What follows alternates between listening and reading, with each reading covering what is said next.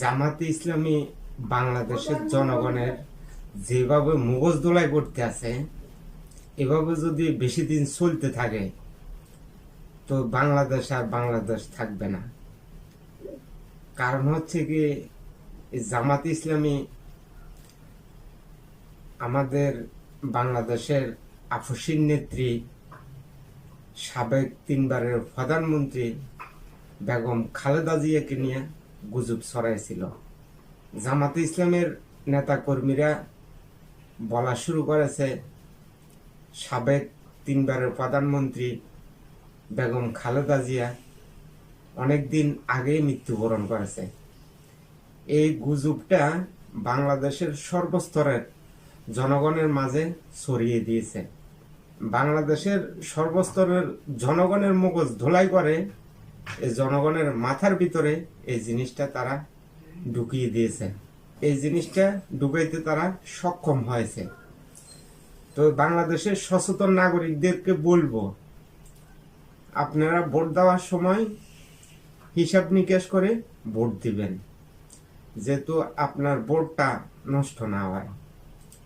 যারা স্বাধীনতা বিরোধী তাদেরকে যদি ভোট দেন, বাংলাদেশকে মগের রাজত্ব বানাবে।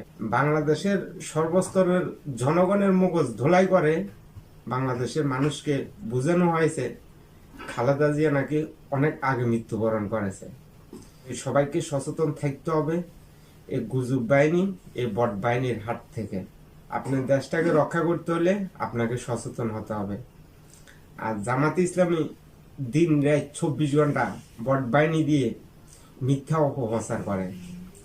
দিন রাত 24 ঘন্টা তারা মিথ্যা নিয়ে পড়ে আছে। তাদের এক নেতা মাসুদ দিন রাত 24 ঘন্টা মিথ্যা কথা বলে। বলতে আছে বিএনপির নাকি এখন জনসমর্থন নাই, বিএনপি বারাটিয়া টোকাই দিয়ে রে এখন দল পরিচালনা করে। এই কথাগুলো বলতে আছে।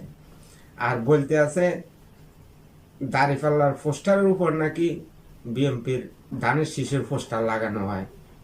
তো এটা মিথ্যা কথা, কারণ এই দলটা মিথ্যা দিয়ে জন্ম হয়েছে। আজকে ঢাকা বিশ্ববিদ্যালয়ে জামাতে ইসলামের নেতা কর্মীরা মিছিল করতে আছে, কেন ডাকসু নির্বাচন স্থগিত করা হলো। আজকে বেগম খালেদা জিয়া মৃত্যুবরণ করেছে, এই কারণে স্থগিত করা হয়েছে নির্বাচন।